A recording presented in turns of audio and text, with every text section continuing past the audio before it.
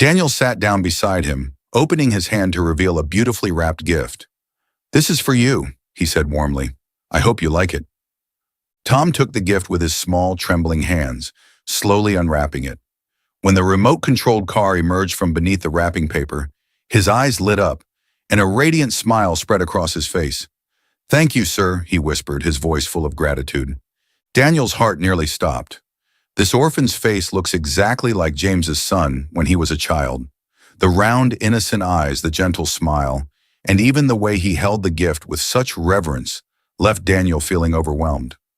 Memories of James came flooding back, vivid and alive as if it were only yesterday. He swallowed hard, trying to keep his emotions in check. Daniel took a deep breath, feeling a surge of emotions, both unfamiliar and familiar, flood his heart. He couldn't tear his gaze away from Tom, nor could he suppress the intense longing to protect the boy, just as he once did with James. It suddenly felt as though destiny had brought this child to him, and his heart knew he couldn't ignore the strange connection. Welcome to our next video. Today we bring you a heartwarming story about the bond between a father and his child. Before we begin, please subscribe to our channel so you don't miss any of our touching stories. Let's dive in. Daniel Hart, a renowned energy mogul, was once a man driven by an obsession with success and power. At 39, he had built an enormous fortune and wielded significant influence. But his life had not always been easy. Born into a poor family, Daniel achieved everything through hard work and sacrifice. However, a catastrophic accident 6 years ago made him realize that no amount of success could ever make up for the losses he had endured. In his luxurious office, Daniel sat silently, staring at a family photo he kept on his desk. The picture showed his wife, Clara, with her gentle smile, and his young son, James, with bright, innocent eyes. A sense of emptiness gnawed at his heart, like an old wound that had never healed. "Mr. Daniel," his trusted lawyer, Robert, interrupted his thoughts. "Are you all right?" Daniel turned around and gave a small nod. "Just thinking about what I've lost," he sighed, his gaze filled with sorrow. Robert looked at his friend, his eyes filled with sympathy. "I know it's not easy, but you've done a lot of good since the accident. Your charitable projects have helped so many people." Daniel tried to smile, but it only highlighted the deep pain within him. "But nothing can bring Clara and James back," he whispered, his voice breaking. Robert placed a comforting hand on his shoulder, wanting to say more but knowing that no words could ever ease this pain. "You have plans to visit the orphanage this weekend, don't you?" Robert changed the subject, trying to lighten the mood. Daniel nodded. "Yes, Anna. The director said the kids are very excited. I've planned a surprise Christmas party for them. Clara always believed in doing good for others, and I want to keep that promise." Robert smiled and gave Daniel's shoulder a gentle squeeze. "Clara would be so proud of you, Daniel." On Saturday morning, Daniel stood in front of the orphanage in a thick coat, watching the children running around in the yard. The winter sky was gray, but the children's laughter made the atmosphere surprisingly warm. Anna, the director of the orphanage, came out to greet him, her eyes shining with gratitude and affection. "Daniel, it's so good to see you," Anna said, shaking his hand firmly. "The children have been waiting for this day for a long time." Daniel smiled sincerely, feeling the enthusiasm of everyone around. "I'm glad I can do this for them. Christmas is a time to spread love." Anna led Daniel inside. The orphanage was beautifully decorated with sparkling tinsel, colorful balloons, and a large Christmas tree in the center of the main hall, casting a gentle glow. The children cheered excitedly when a hired Santa Claus, an actor Daniel had arranged, appeared, speaking in a warm voice and handing out gifts to each child. The joy and anticipation filled the room. Daniel walked around, chatting with the children, his eyes lighting up with happiness as he saw the bright smiles on their faces. However, it wasn't long before his gaze was drawn to a boy, sitting quietly in a corner, separate from the lively crowd. The boy had messy brown hair and large round eyes full of innocence, but tinged with a hint of sadness. There was something deeply familiar about the boy, a strange sense of connection that tugged at Daniel's heart. "Hello there," Daniel said gently, kneeling down beside the boy. "May I sit here with you?" The boy looked up at him, his eyes showing a hint of shyness, but also curiosity. Yes, sir, the boy whispered, his voice so soft it seemed as though any noise might shatter the moment. Daniel sat down beside him, opening his hand to reveal a beautifully wrapped gift. This is for you, he said warmly. I hope you like it. The boy took the gift with his small, trembling hands, slowly unwrapping it. When the remote-controlled car emerged from beneath the wrapping paper, his eyes lit up, and a radiant smile spread across his face. Thank you, sir, he whispered, his voice full of gratitude. Daniel couldn't take his eyes off the boy's face. What's your name? He asked, trying to keep his voice steady. Tom, the boy replied, still gazing at the gift, his eyes glistening with happiness. Daniel's heart nearly stopped. Tom's face was identical to his son James when he was little. The round, innocent eyes, the gentle smile, and even the way he held the gift with such reverence left Daniel feeling overwhelmed. Memories of James came flooding back, vivid and alive, as if it were only yesterday. He swallowed hard, trying to keep his emotions in check. Do you like remote-controlled cars? Daniel asked, his voice slightly trembling with emotion. Tom looked up and smiled softly. Yes, I really like them. I've never had a car like this before. You're very kind, the boy said, his eyes shining with both innocence and a sense of being cherished. Daniel took a deep breath, feeling a surge of emotions, both unfamiliar and familiar, flood his heart. He couldn't tear his gaze away from Tom, nor could he suppress the intense longing to protect the boy, just as he once did with James. It suddenly felt as though destiny had brought this child to him, and his heart knew he couldn't ignore the strange connection. Do you know that you're very special, Tom? Daniel said, his voice filled with emotion. Tom looked up, his eyes full of curiosity. Really, sir? Daniel nodded gently, his heart brimming with affection and a subtle ache. Yes, you are very special. I'm so glad I got to meet you today. Tom blushed, smiling shyly, his cheeks turning pink with happiness. Daniel sat there, gazing at the boy with tender eyes, and realized that this encounter might be a pivotal moment in his journey, a journey he never imagined he would have to take. When the Christmas party ended, Daniel approached Anna to ask more about Tom. Anna, the boy named Tom, does he have a story? Daniel asked, trying to keep his voice steady. Anna looked at Daniel, a hint of surprise in her eyes. Tom? He arrived here when he was just a 3-year-old child. We don't know much about his origins. He was left at the orphanage's gate with a letter saying that his parents had died in an accident. Daniel felt a chill run down his spine. An accident? Just like the one that had taken Claire and James. Could I see that letter? Daniel requested, his voice low but urgent. Anna hesitated for a moment but then nodded. Of course. Let me find it for you. When Anna handed him the letter, Daniel read every word with trembling hands. The letter didn't provide any specific details, but that did nothing to ease the fear growing in his heart. There were too many coincidences to ignore. Daniel returned home, his mind spinning with questions. Could it be possible that Tom was actually James? But how could that be? His wife and son had died in the accident, and he had lived with that guilt for the past 6 years. Daniel couldn't sleep that night. He sat in his study, the light from the desk lamp casting shadows on the documents he had gone through hundreds of times.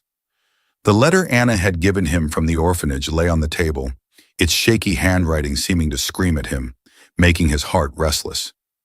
Could Tom really be James, the son he thought he had lost long ago? It can't be, Daniel whispered to himself, but his mind and heart were at odds. Finally, he decided there was only one person who could help him uncover the truth. Private Detective David Vasquez, who had helped him with many important cases in the past. The next morning, Daniel arranged a meeting with David at his office. When David arrived, the confident-looking, middle-aged man with sharp eyes quickly noticed the tension in Daniel's gaze. Daniel, what's so urgent that you needed to see me right away? David asked, sitting across from Daniel. Daniel looked at his friend, trying to keep his voice from shaking. David, I need you to investigate something. Something very important, he said, then recounted everything he had discovered at the orphanage. There's a boy named Tom who looks exactly like James did when he was little. I need you to find out the boy's origins, and maybe even conduct a DNA test. David listened carefully, his eyes gleaming with curiosity. This is certainly unusual, But I'll do everything I can to help you, Daniel. Do you have any more information about the boy? Daniel shook his head, looking worried. Not much, just this letter and the details Anna provided. David took the letter, reading each word intently. I'll start from here, he said, then stood up, his eyes determined. Keep the faith, Daniel. Sometimes the truth is closer than we think. While waiting for news from David, Daniel couldn't stop thinking about Tom. He visited the orphanage more frequently, bringing small gifts and spending time playing with the boy. Gradually, Tom became less reserved and even started to laugh freely whenever Daniel came around.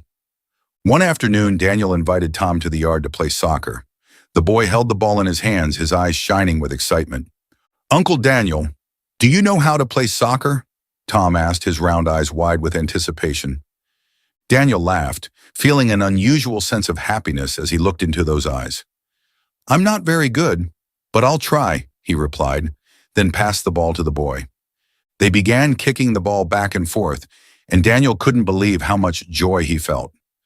Tom's laughter echoed across the playground, dispelling all of Daniel's worries. When they both sat down to rest under a tree, Daniel tried to keep his voice casual as he asked, Tom, do you remember anything about your family? Tom shook his head, his eyes suddenly dimming. I don't remember much. Anna says I've been here since I was very little. I only know that I don't have anyone. Daniel felt his heart tighten. But do you have any dreams? He asked, trying to ease the boy's sadness. Tom smiled, his eyes lighting up again. I want to be a great soccer player or an artist who paints beautiful pictures. Daniel smiled, placing a hand on the boy's shoulder. I'm sure you can achieve all of those dreams, Tom. I'll always support you.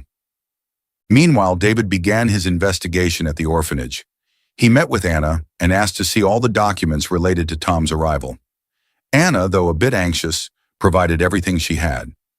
David carefully flipped through the files, noting every detail he deemed important. A few days later, David went to the local hospital where Daniel's car accident had occurred 6 years earlier.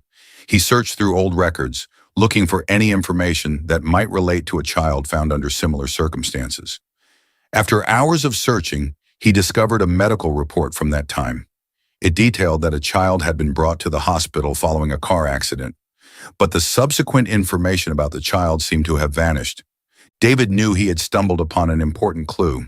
He returned to his office, where Daniel was waiting anxiously. Daniel, I found some information, David announced. A child was brought to the hospital right after your accident, but the records after that are unclear. There's something here we need to investigate further. Daniel felt his heart constrict. What do you think, David? Could it be James? David nodded. We need to do a DNA test to be sure. But I don't think you're crazy, Daniel. There's a possibility that Tom really is your son. The day for the DNA test finally arrived. Daniel took Tom to a clinic, trying to keep the atmosphere as light as possible. Uncle Daniel, why are we doing this test? Tom asked, his eyes full of curiosity. Daniel tried to smile, but his voice was slightly shaky. Just to be sure about some things, son. There's nothing to worry about. Tom nodded, though he was still a bit confused. The boy stepped into the room, following the nurse's instructions. Daniel waited outside, his heart heavy with 1,000 conflicting emotions. When the test was over, Daniel took Tom back to the orphanage. The boy cheerfully waved goodbye as he went inside. But Daniel couldn't stop thinking about the upcoming results. Every hour felt like an eternity, and each time he looked at the photo of Claire and James, his heart tightened. At last, the call from David came. Daniel, David's voice came through the phone. The results are in. You should come here right away. Daniel rushed to David's office, his hands trembling as he held the envelope with the results. His heart pounded as he opened it, his eyes quickly scanning the lines. And then he saw the truth. Tom is my son, Daniel whispered, tears streaming down his face.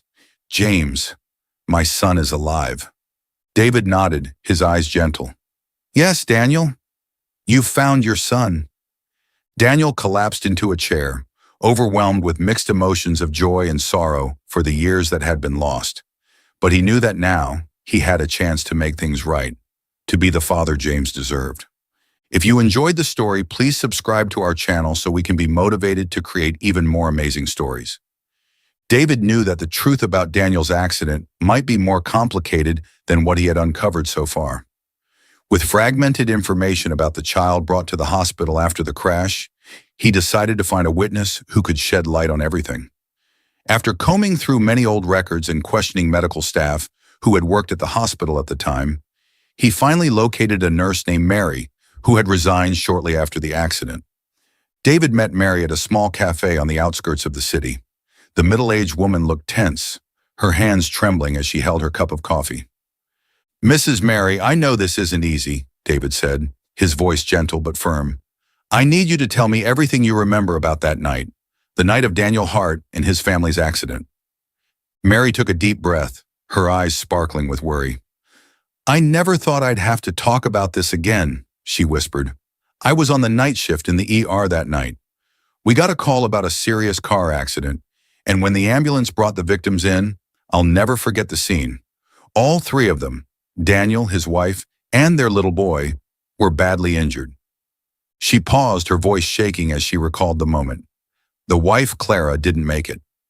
Daniel was in a coma, and the boy, he was alive with minor injuries. We did everything we could to keep him alive. Mary took another deep breath, her eyes filled with sadness. But then something strange happened. A mysterious man appeared at the hospital, neatly dressed but with a terrifying gaze. He demanded that we hand the boy over to him. When I refused, he threatened me that Daniel's entire family would die in the accident. He revealed that the accident was not an accident, but a plot orchestrated by people who wanted to kill Daniel and his family. But Daniel surprisingly survived. David felt anger rising in his heart, but he tried to stay calm. "What did you do?" he asked, his voice trembling with anger. Mary bowed her head, tears streaming down her face.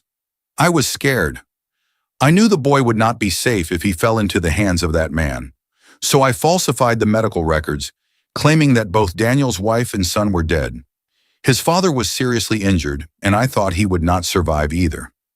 I hid the boy, took him to an orphanage, and wrote a fake letter saying that his parents were dead. I did this because I could not let the boy be kidnapped." David listened, feeling a wave of shock and fury wash over him. "Do you know who was behind this plot?" he asked. Mary wiped her tears, fear flashing in her eyes. "I don't know his name, but I know he worked for one of Daniel's major rivals in the energy industry. That person wanted to ruin Daniel's life and would stop at nothing to achieve it. After I hid the boy, I had to leave the hospital and live in hiding, always afraid someone would come looking for me." When David met with Daniel to share what he had discovered, Daniel felt a surge of unprecedented anger and horror. "Are you telling me that the accident wasn't a mishap, but a deliberate plot to kill my entire family?" Daniel nearly shouted, his hands clenched into fists. "Yes," David replied, his gaze fixed on Daniel. "Mary confirmed it. She risked everything to protect your son. Your enemies didn't just want you dead, they wanted your entire family erased. But unexpectedly, you survived after 9 months of treatment, and your son also miraculously escaped from the hands of those villains." Daniel felt as if the ground beneath him was crumbling. "Who could be so cruel?" he whispered, his eyes unfocused. "They didn't just destroy my life, they also threatened my son's existence." David placed a hand on his friend's shoulder, trying to instill strength in him. "Daniel, we will find out who is behind this. You've already lost so much, but now you've found your son again. We won't let anyone harm him anymore." Daniel took a deep breath, his eyes lighting up with determination. "I won't let anyone tear my family apart again. James deserves a safe and happy life, and I will do whatever it takes to protect him."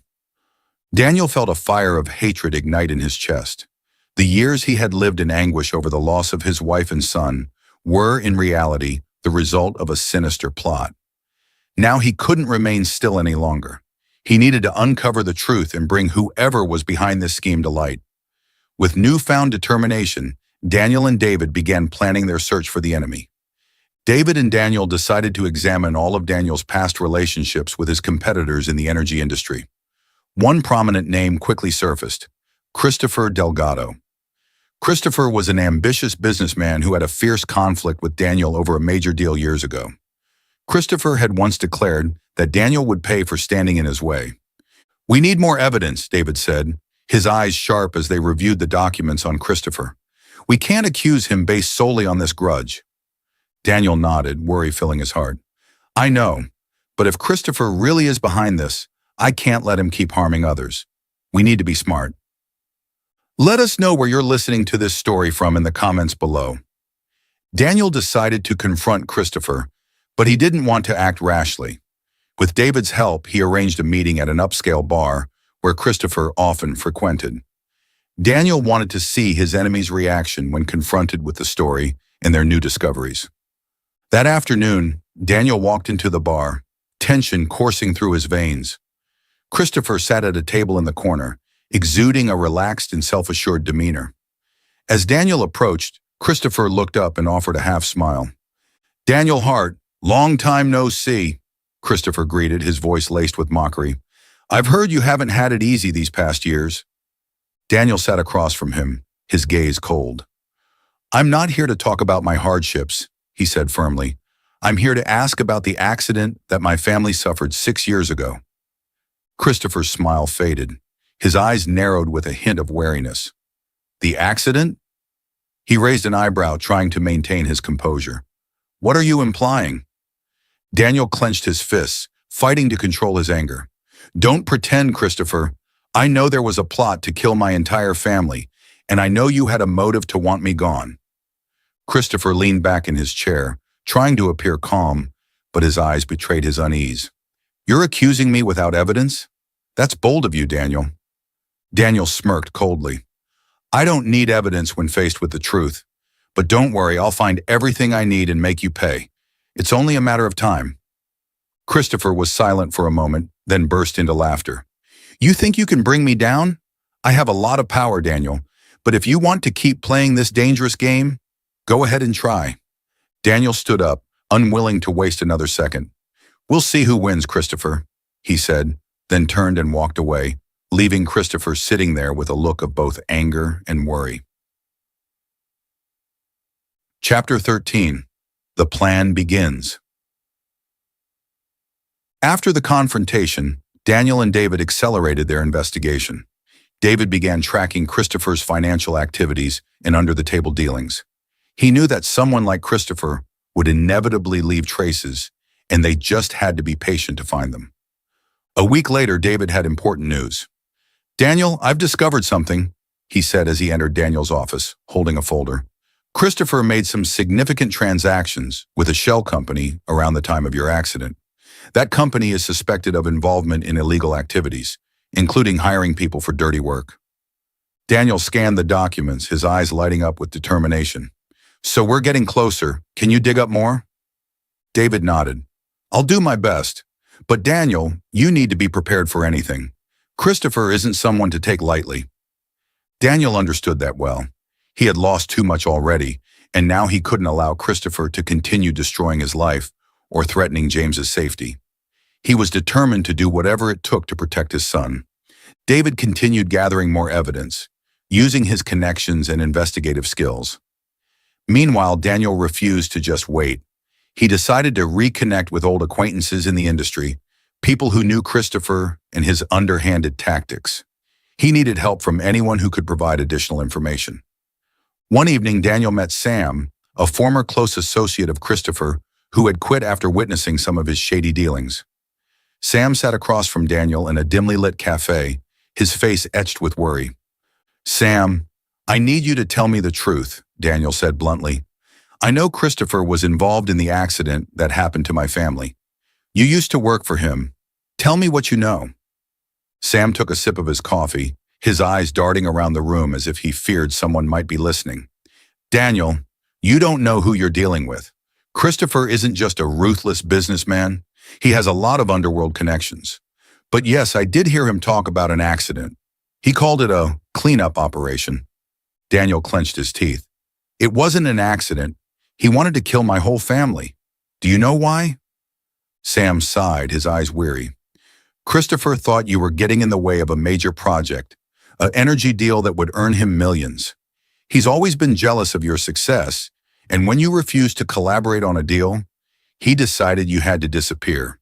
He didn't just want you dead, He wanted your entire family wiped out. Daniel felt his heart constrict. Rage boiled within him, but he knew he had to stay composed. Thank you, Sam. You've helped me a lot. Sam nodded, fear evident in his eyes. Be careful, Daniel. Christopher doesn't forgive anyone who crosses him. After learning more details from Sam, Daniel and David decided it was time to act. David contacted a detective in the police department who could help them launch a formal investigation into Christopher. But they knew Christopher wouldn't just sit back and wait. Every step had to be extremely cautious. One night, while Daniel was working late in his office, he received a call from an unknown number. He picked up the phone, his voice wary. Who is this? Daniel Hart, a cold voice echoed. Do you really think you can bring me down? I've made sure you'll never get back on your feet. If you don't stop, someone else will pay the price. Daniel gripped the phone tightly but kept his voice calm. Christopher, I'm not afraid of you. I'll do whatever it takes to expose you. Christopher's voice was full of mockery. Good luck with that. But remember, the people you love can disappear just as easily as they did before. He hung up, leaving Daniel standing there, heart pounding with worry for James's safety. Daniel couldn't risk James being hurt. He decided to move his son to a safe location until everything was resolved. He met with Anna, the director of the orphanage, and explained the situation. Anna, I need your help, Daniel said urgently. James is my son, and he's in danger. I need somewhere safe for him until this is over. Anna looked at Daniel, concern filling her eyes. Daniel, I'll do everything I can to help. James is a wonderful boy, and I can't imagine what would happen if he were hurt. Daniel grasped her hand, grateful. Thank you. I won't let anyone harm my son.